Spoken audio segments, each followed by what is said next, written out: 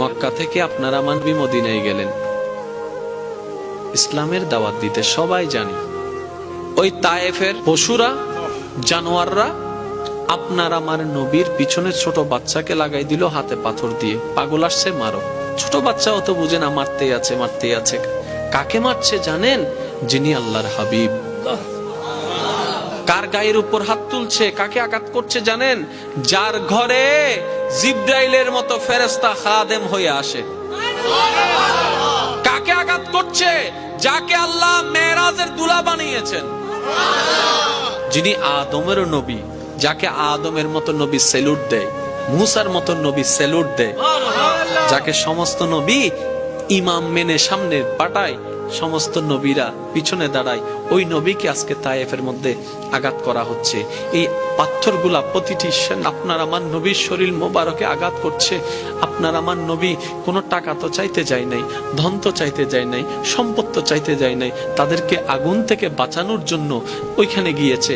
নবী তাদেরকে বাঁচানোর জন্য গিয়েছে, তারাই উল্টা নবীকে আঘাত করছে, পাথর দিয়ে আঘাত করছে, যা তা ভাষায় কথা বলছে, বিশ্রী বিশ্রী কথা বলছে। আপনার আমার নবী কান মোবারক দিয়ে শুনছে, অন্তরে ব্যথিত হচ্ছে।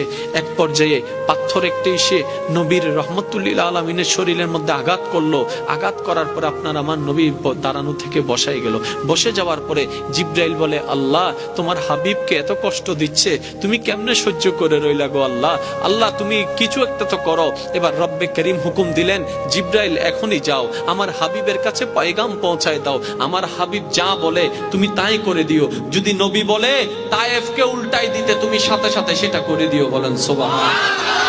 এবার জিব্রাইল চলে আসলেন নবী রহমতুল্লিল আলমিনের কাছে, আপনার আমার নবীর কাছে, মায়ার নবীর কাছে, মোহাব্বতের নবীর কাছে, মানবতার শ্রেষ্ঠ উদাহরণ নবীর কাছে। ওই নবীর কাছে আসার পরে জিব্রাইল বললেন, ইয়া রাসূলুল্লাহ, এইভাবে আঘাত করলো, তাদের এত বড় সাহস, তাদের এত বড় স্পর্ধা, আপনাকে আঘাত করে। আমি জিব্রাইলের সহ্য হচ্ছে না, আপনি নবী শুধু একবার হুকুম দেন, একবার হুকুম দেন। যারা আঘাত করেছে সবাইকে শেষ করে দিব, যারা লাগিয়ে দিয়েছে সবাইকে শেষ করে দিব, এমনকি এই এলাকাটাকে আমি উল্টাই দিব, এটাকে পৃথিবীর মানচিত্রে আর কেউ দেখতে পাবে না। এমন ভাবে রাগেও গেলেন জিব্রাইল আলাইহিস সালাম।